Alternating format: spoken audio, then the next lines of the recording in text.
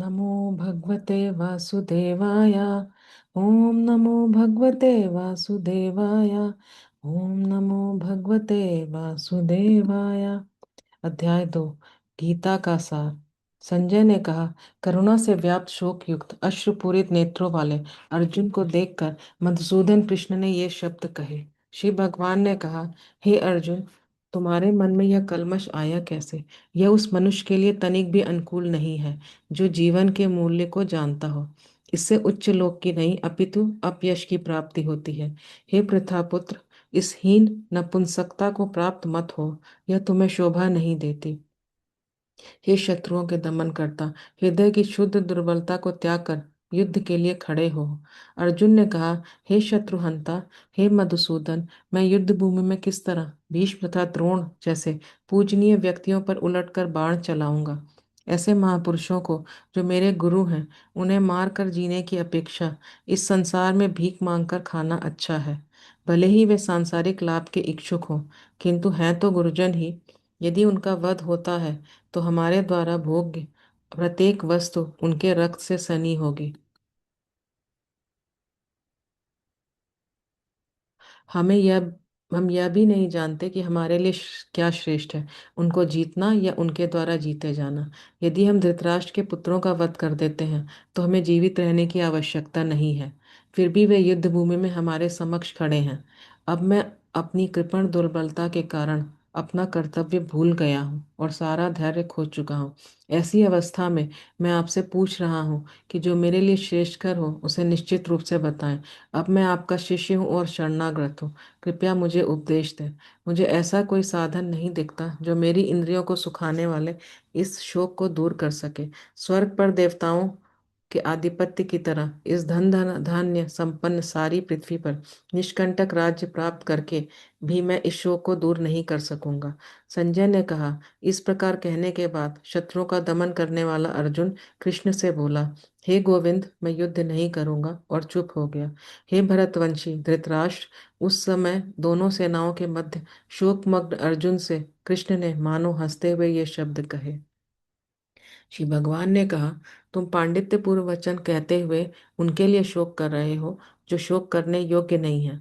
जो विद्वान होते हैं वे न तो जीवित के लिए न ही मृत के लिए शोक करते हैं। ऐसा कभी नहीं हुआ कि मैं न रहा हूँ या तुम न रहे हो, अथवा वे समस्त राजा न रहे हो, और न ऐसा है कि भविष्य में हम लोग नहीं रहेंगे। जिस प्रकार शरीरधारी आत्मा इस वर्तमान शरीर में बाल्यावस्था से तरुणावस्था में और फिर वृद्धावस्था में निरंतर अग्रसर होता रहता है, उसी प्रकार मृत्यु होने पर आत्मा दूसरे शरीर में चला जाता है। धीर व्यक्ति ऐसे परिवर्तन से मोह को प्राप्त नहीं होता। हे कुंती पुत्र, सुख तथा दुख का क्षणिक उदय तथा कालक्रम में उनका अंतर्ध्यान होना सर्दी तथा गर्मी की ऋतुओं के आने जाने के समान है। हे भरतवंशी, वे इंद्रिय बोध से उत्पन्न होते हैं और मनुष्य को चाहिए कि अविचल भाव से उनको सहन करना सीखे। हे पुरुष श्रेष्ठ अर्जुन, जो पुरुष सुख तथा दुख में विचलित नहीं होता और इन दोनों में समभाव रहता है, वह निश्चित रूप से मुक्ति के योग्य है। तत्वदर्शियों ने यह निष्कर्ष निकाला है कि असत भौतिक शरीर का तो कोई चिर स्थायित्व नहीं है, किंतु सत आत्मा अपरिवर्तित रहता है। उन्होंने इन दोनों की प्रकृति के अध्ययन द्वारा यह निष्कर्ष निकाला है। जो सारे शरीर में व्याप्त है उसे ही अविनाशी समझो। उस अव्यय आत्मा को नष्ट करने में कोई भी समर्थ नहीं है। अविनाशी, अप्रमेय तथा शाश्वत जीव के भौतिक शरीर का अंत अवश्यंभावी है।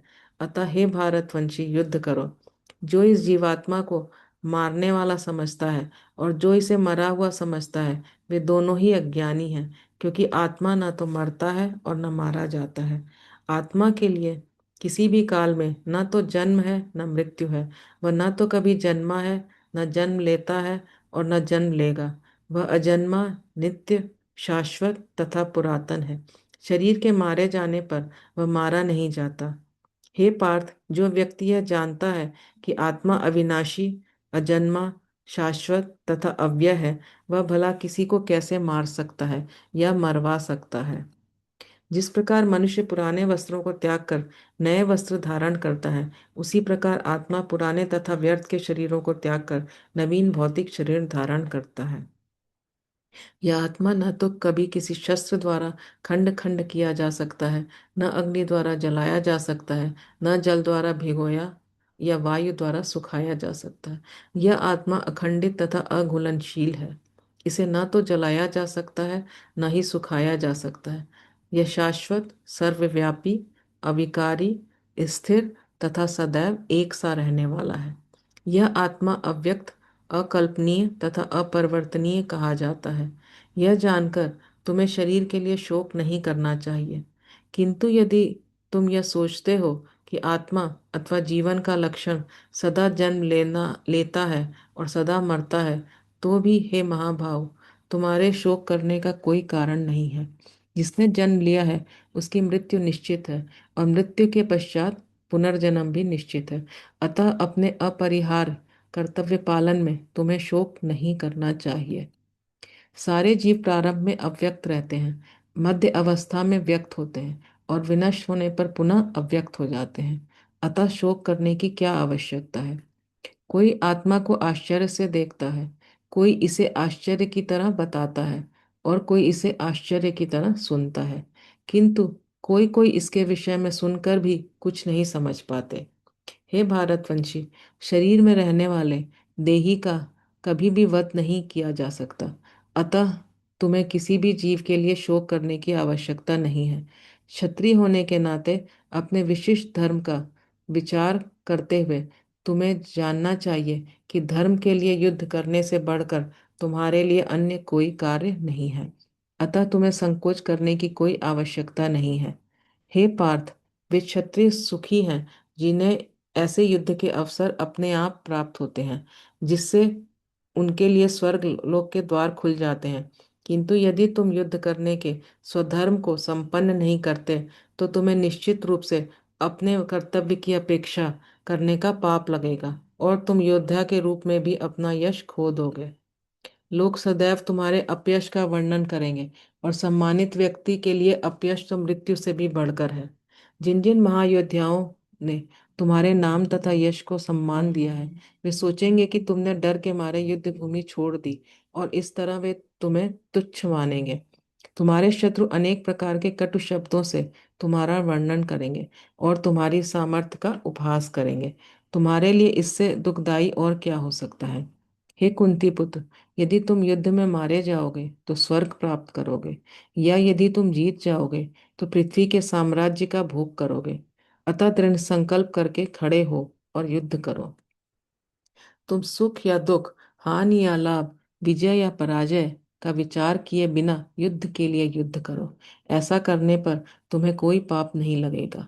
यहाँ मैंने वैश्लेषिक अध्ययन सांख्य द्वारा इस ज्ञान का वर्णन किया है। अब निष्काम भाव से कर्म करना बता रहा हूँ, उसे सुनो।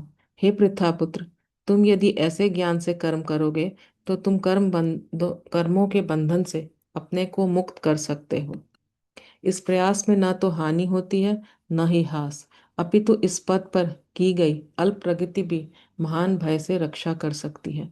जो इस मार्ग पर चलते हैं वे प्रयोजन में दृढ़ रहते हैं, और उनका लक्ष्य भी एक होता है।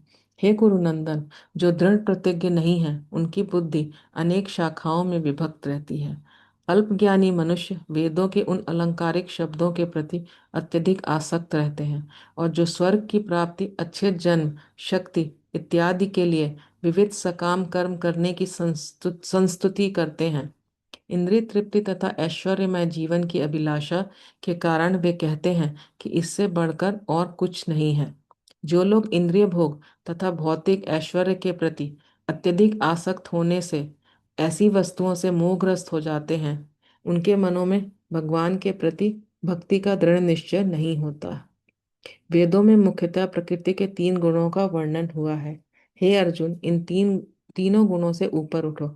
समस्त द्वैतों और लाभ तथा सुरक्षा की सारी चिंताओं से मुक्त होकर आत्मपरायण बनो। एक छोटे से कूप का सारा कार्य एक विशाल जलाशय से तुरंत पूरा हो जाता है। इसी प्रकार वेदों के आंतरिक तात्पर्य जानने वालों को उनके सारे प्रयोजन सिद्ध हो जाते हैं। तुम्हें अपने कर्म कर्तव्य करने का अधिकार है, किंतु कर्म के फलों के तुम अधिकारी नहीं हो। तुम न तो कभी अपने आप को अपने कर्मों के फलों का कारण मानो, न ही कर्म न करने में कभी आसक्त हो। हे अर्जुन, जय तथा पराजय की समस्त आसक्ति त्याग कर समभाव से अपना कर्म करो। ऐसी समता योग कहलाती है। हे धनंजय, भक्ति के द्वारा समस्त गर्हित कर्मों से दूर रहो और उसी भाव से भगवान की शरण करो। जो व्यक्ति अपने सकाम कर्म फलों को भोगना चाहते हैं वे कृपण हैं। भक्ति में संलग्न मनुष्य इस जीवन में ही अच्छे और बुरे कार्यों से अपने को मुक्त कर लेता है। अतः योग के लिए प्रयत्न करो, क्योंकि सारा कार्य कौशल यही है। इस तरह भगवत भक्ति में लगे रहकर बड़े बड़े ऋषि मुनि अथवा भक्तगण अपने आप को इस भौतिक संसार में कर्म के फलों से मुक्त कर लेते हैं। इस प्रकार से जन्म मृत्यु के चक्र से छूट जाते हैं और भगवान के पास जाकर इस अवस्था को प्राप्त करते हैं जो समस्त दुखों से परे है। जब तुम्हारी बुद्धि मोह रूपी सघन वन को पार कर जाएगी और तुम सुने हुए तथा सुनने योग्य सब के प्रति अनन्य मनस्क हो जाओगे, जब तुम्हारा मन वेदों के अलंकारीमयी भाषा से विचलित न हो और वह आत्म साक्षात्कार की समाधि में स्थिर हो जाए, तब तुम्हें दिव्य चेतना प्राप्त हो जाएगी। अर्जुन ने कहा, हे कृष्ण, अध्यात्म में लीन चेतना वाले व्यक्ति स्थित प्रज्ञ के क्या लक्षण है, वह कैसे बोलता है तथा उसकी भाषा क्या है, वह किस प्रकार बैठता और चलता है। श्री भगवान ने कहा, हे पार्थ, जब मनुष्य मनोधर्म से उत्पन्न होने वाले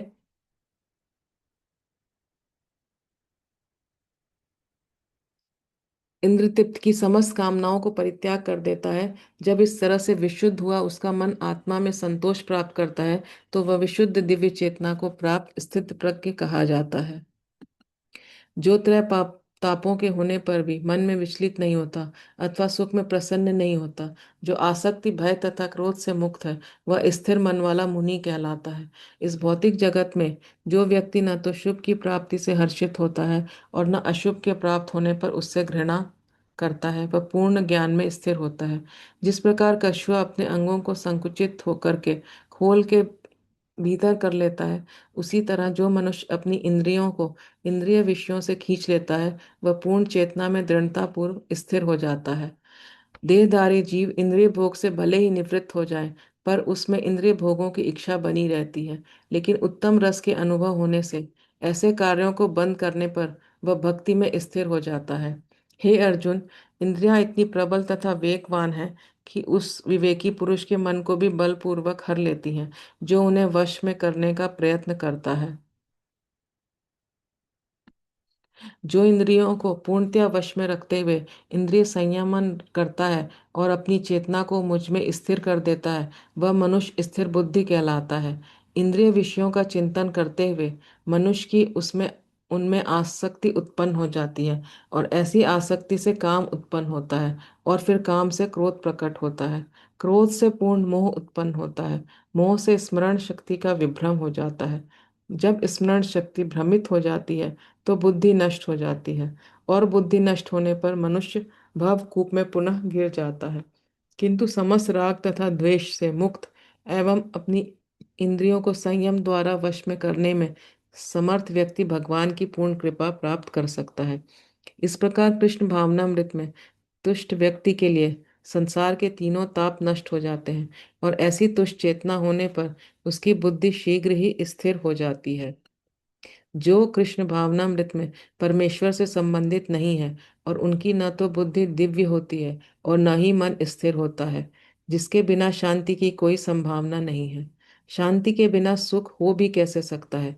जिस प्रकार पानी में तैरती नाव को प्रचंड वायु दूर बहा ले जाती है, उसी प्रकार विचरणशील इंद्रियों में से कोई एक जिस पर मन निरंतर लगा रहता है, मनुष्य की बुद्धि को हर लेती है।